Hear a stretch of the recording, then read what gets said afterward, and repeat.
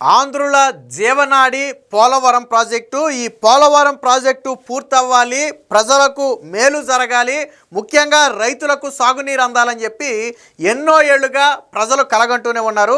ఈ కళ నిజమయ్యే రోజు దగ్గర పడింది. నిన్న చంద్రబాబు గారు పోలవరం ప్రాజెక్టుని సందర్శించిన సందర్భంగా ఒక ప్రకటన చేశారు. గతంలో కూడా చెప్పారు, వచ్చే పుష్కరాల నాటికంటే ముందే పోలవరం ప్రాజెక్టుని పూర్తి చేస్తామని ఆల్రెడీ ఇప్పటికే హామీ ఇచ్చారు. ఇచ్చిన హామీకు కట్టుబడి 2027 మార్చి నాటికి పోలవరం ప్రాజెక్టును పూర్తి చేస్తాము.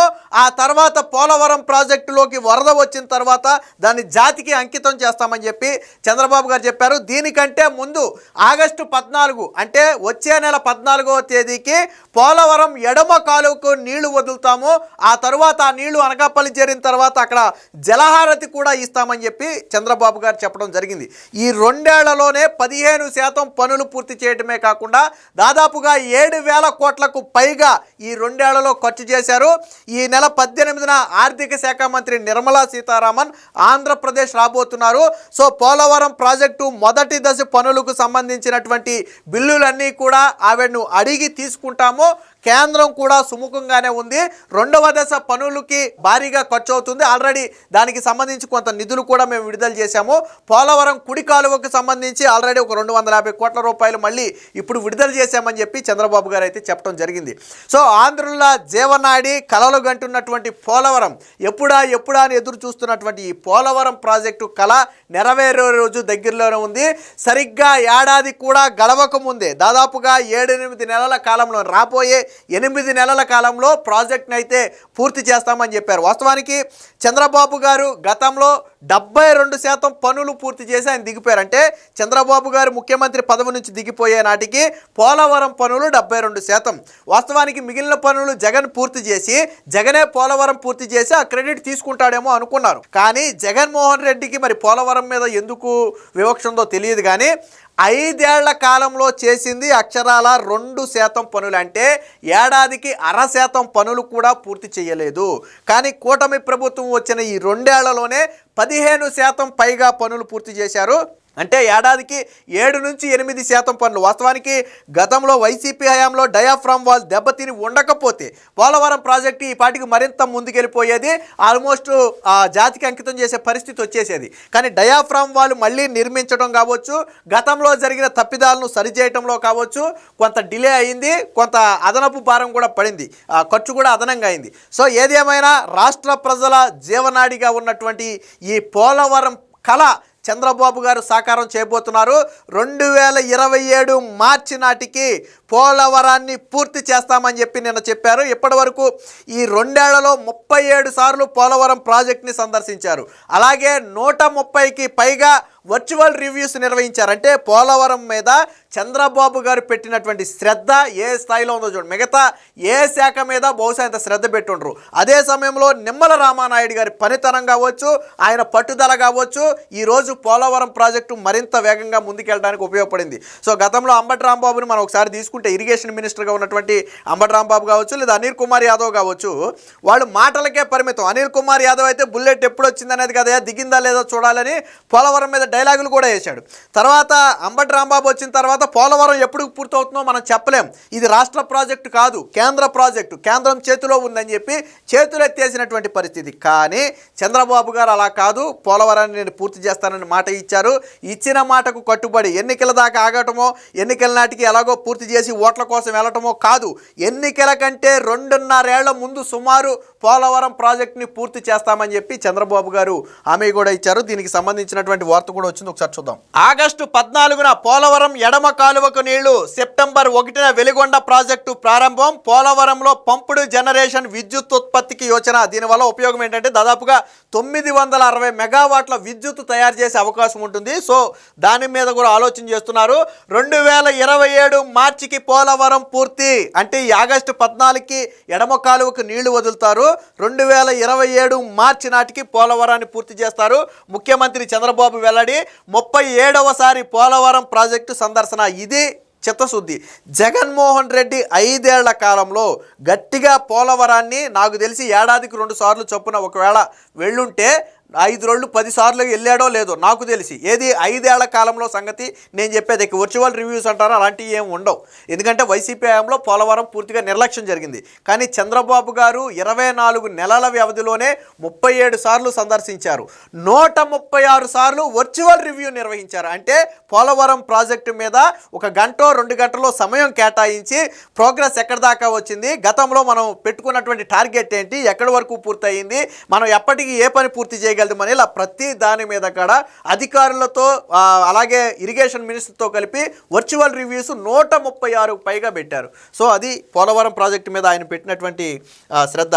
రాష్ట్ర ప్రజల చిరకాల వాంఛ అయిన పోలవరం ప్రాజెక్టు నిర్మాణం 2027 మార్చి నాటికి పూర్తవుతుంది. తర్వాత గోదావరి జలకళ సంతరించుకోగానే ప్రాజెక్టును జాతికి అంకితం చేస్తాం. పోలవరం ఎడమ కాలువ పనులు కొలిక్కి వచ్చాయి. ఆగస్టు 14న కాలువకు నీళ్లు వదులుతాం. ఆ నీళ్లు అనకాపల్లి జిల్లా చేరగానే అక్కడ అఖండ హారతి ఇస్తాం. శ్రీశైలంలోకి నీళ్లు రాగానే సెప్టెంబర్ 1న వెలుగొండ ప్రాజెక్టు ప్రారంభిస్తామని చెప్పి ముఖ్యమంత్రి చంద్రబాబు గారు చెప్పారు. గతంలో ఇదే వెలుగొండ ప్రాజెక్టు విషయంలో జగన్మోహన్ రెడ్డి నీళ్లు కూడా వదలకుండానే గతంలో జగన్మోహన్ రెడ్డి డ్రామాలు చేశాడు. నిమ్మల రామానాయుడు గారు స్వయంగా వెలుగొండ ప్రాజెక్టు దగ్గరికి వెళ్ళి ఇదిగో ఈ పనులు పెండింగ్ ఉన్నాయి, ఈ పనులు పెండింగ్ ఉన్నాయి, ఈ పనులు పెండింగ్ ఉన్నాయి, కానీ మొత్తం అయిపోయింది, నేను జాతికి అంకితం చేసేస్తున్నానని చెప్పి జగన్మోహన్ రెడ్డి ఎలా చెప్పాడో నాకు అర్థం కావట్లేదు. ఈవెన్ 2 టన్నెల్స్ ఉంటాయి, దాంట్లో ఒక టన్నెల్లో ఆ మిషనరీ కూడా ఇరుక్కుపోయింది. ఆ మిషనరీని కూడా బయటికి తీలా, ఇప్పుడు తీస్తున్నారు దాన్ని బయటికి. అంటే ఒక టన్నెల్లో మిషనరీ కూడా బయటికి రాకుండానే నీళ్లు వదిలేసాం, పనులన్నీ అయిపోయిందని చెప్పి గతంలో డబ్బా కొట్టుకుని దాన్ని ఏదో జాతికి అంకితం చేసినట్టుగా బిల్డప్ ఇచ్చాడు. సో కానీ వాస్తవానికి నెక్స్ట్ సెప్టెంబర్ 1న ఈ వెలుగొండ ప్రాజెక్టును పూర్తి స్థాయిలో పనులన్నీ కూడా పూర్తి చేసి ప్రారంభించబోతున్నారు. పోలవరం పంపుడు జనరేషన్ విద్యుత్ ఉత్పత్తికి ఉన్న అవకాశాలు పరిశీలిస్తున్నాం. అలా చేస్తే నిరంతరం 960 మెగావాట్ల విద్యుత్ వస్తుంది. జలధార కార్యక్రమం కింద ప్రతి జిల్లాకు 2 కోట్ల రూపాయలు కేటాయిస్తున్నాం. ఆ నిధులతో పాటు కొద్దిగా సిఎస్ఆర్ నిధులతో పాటు ఇతర భాగస్వామ్య నిధులను ఏర్పాటు చేసుకుని జలధార కార్యక్రమాన్ని కొనసాగించాలని చెప్పారు.